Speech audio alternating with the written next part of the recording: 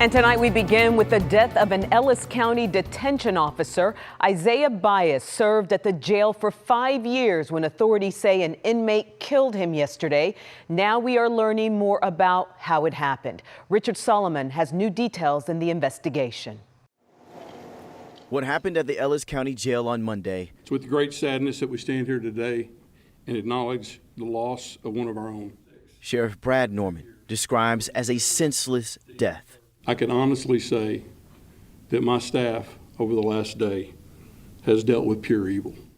28-year-old Isaiah Bias, a detention officer at the Ellis County Jail, was killed by an inmate.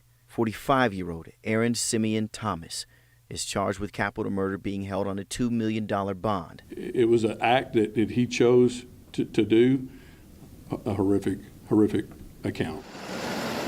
It happened on Monday around 3:30 in the afternoon. Court records say Bias was taking Thompson back to his cell after recreation. Records say Thompson followed behind Bias up to the second floor in the jail, and he punched him in the head. Bias fell to the ground, and Thompson started choking Officer Bias from behind. As Bias was on the ground, records say Thompson beat him.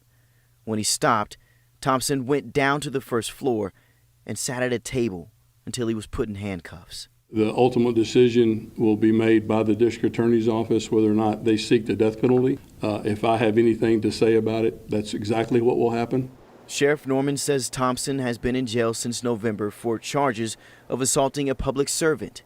He was only allowed outside of his cell for 1 hour in the day, and that's when he attacked Officer Bias. Everybody here that worked with him in the jail loved him.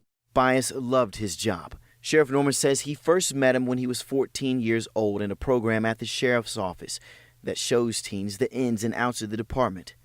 And now that same department has lost one of their own. In Ellis County, I'm Richard Solomon.